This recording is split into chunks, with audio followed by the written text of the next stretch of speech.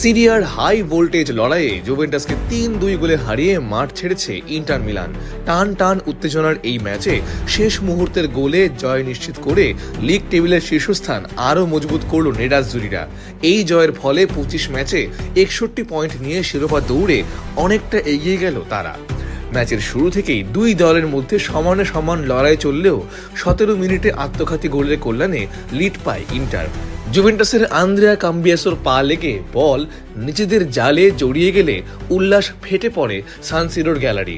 তবে কাম্বিয়াসো নিজের ভুল শুধরে নিতে বেশি সময় নেননি। ২৬ মিনিটেই দুর্দান্ত এক গোল করে জুভেন্টাসকে সমতায় ফেরান তিনি।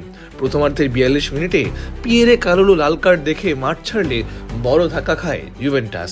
১০ জনের দলে পরিণত হওয়া জুভেন্টাস রক্ষণাত্মক হয়ে পড়লে সুযোগের অপেক্ষায় থাকে ইন্টার। দ্বিতীয়ার্ধে একের পর এক আক্রমণ চালিয়েও গোলের দেখা পাচ্ছিল না ইন্টার। অবশেষে ৭৬ মিনিটে তরুণ তারকা এসপোজিটোর গোলে আবারও লিড নেয় স্বাগতিকরা। কিন্তু নাটকীয়তা তখনও বাকি ছিল।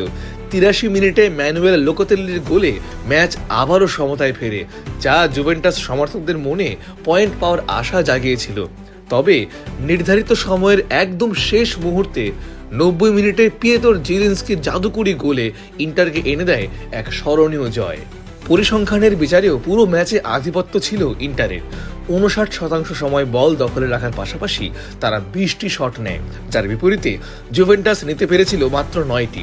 যদিও জুভেন্টাস গোল মুখে শটের দিক থেকে কিছুটা এগিয়ে ছিল, কিন্তু ১০ জনের দল নিয়ে শেষ রক্ষা করতে পারেনি তারা। এই হারের পর ২৫ ম্যাচে ৪৬ পয়েন্ট নিয়ে টেবিলের চতুর্থ স্থানেই আটকে রইল জুভেন্টাস। অন্যদিকে চির প্রতিদ্বন্দ্বীদের হারিয়ে মিলানের নীল কালো শিবিরে এখন উৎসবের আমেজ।